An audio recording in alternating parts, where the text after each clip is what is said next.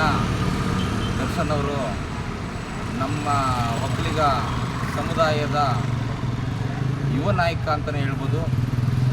ಉಮಾಪತಿ ಗೌಡ್ರ ಬಗ್ಗೆ ಒಂದು ಹೇಳಿಕೆ ಕೊಟ್ಟಿದ್ದಾರೆ, ತಗಡು ಅಂತ ಹೇಳಿ. ಇದು ಬಹಳ ಖಂಡನೀಯ. ಇವತ್ತು ಕನ್ನಡ ಚಿತ್ರರಂಗದಲ್ಲಿ ಅಣ್ಣವ್ರು ಹೇಳಿದ್ರು, ನಿರ್ಮಾಪಕರನ್ನ ಅನ್ನದಾತರು, ಅಭಿಮಾನಿಗಳನ್ನ ದೇವರು ಅಂತ ಕರೆದಂಥ ಈ ಚಿತ್ರರಂಗದಲ್ಲಿ ಇವತ್ತು ನಿರ್ಮಾಪಕರನ್ನ ತಗಡು ಅನ್ನೋ ಲೆವೆಲ್ಗೆ ಬಂದಿದ್ದಾರೆ. ಇದು ನಿಜವಾಗ್ಲೂ ನಮ್ಮ ರಾಜ್ಯದಲ್ಲಿ ಇದು ನಾವು ಸಪೋರ್ಟ್ ಮಾಡಬೇಕು. ನಮ್ಮ ಸಮುದಾಯ ಇವತ್ತು ಈ ದೇಶಕ್ಕೆ ಅನ್ನ ಹಾಕುವಂಥ ಸಮುದಾಯ ಅಂತ ಯಾವುದರ ಒಂದಿದ್ರೆ ನಮ್ಮ ಒಕ್ಕಲಿಗ ಸಮುದಾಯ.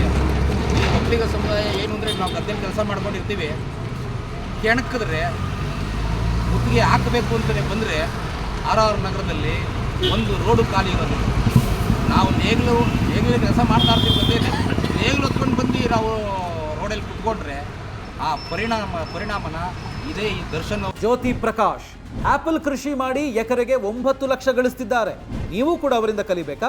ಅವ್ರ ಜೊತೆ ವಿಡಿಯೋ ಕಾಲ್ನಲ್ಲಿ ಮಾತಾಡಬೇಕಾ? ಈಗಲೇ ಫ್ರೀಡಮ್ ಆ್ಯಪ್ ಡೌನ್ಲೋಡ್ ಮಾಡಿ. ಅನುಭವಿಸ್ಬೇಕಾಗ್ತದೆ. ಎಚ್ಚರಿಕೆ. ಇವತ್ತು ಏನು ನಮ್ಮ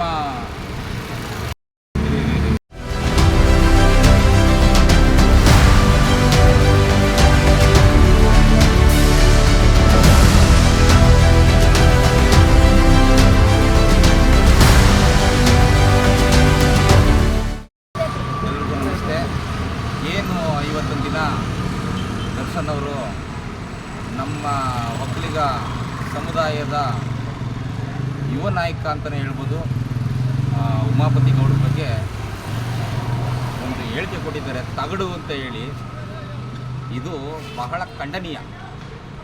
ಇವತ್ತು ಕನ್ನಡ ಚಿತ್ರರಂಗದಲ್ಲಿ ಅಣ್ಣವ್ರು ಹೇಳಿದ್ರು, ನಿರ್ಮಾಪಕರನ್ನ ಅನ್ನದಾತರು, ಅಭಿಮಾನಿಗಳನ್ನ ದೇವರು ಅಂತ ಕರೆದಂಥ ಈ ಚಿತ್ರರಂಗದಲ್ಲಿ ಇವತ್ತು ನಿರ್ಮಾಪಕರನ್ನ ತಗಡು ಅನ್ನೋ ಲೆವೆಲ್ಗೆ ಬಂದಿದ್ದಾರೆ. ಇದು ನಿಜವಾಗ್ಲೂ ನಮ್ಮ ರಾಜ್ಯದಲ್ಲಿ ಇದು ನಾವು ಸಪೋರ್ಟ್ ಮಾಡಬೇಕು.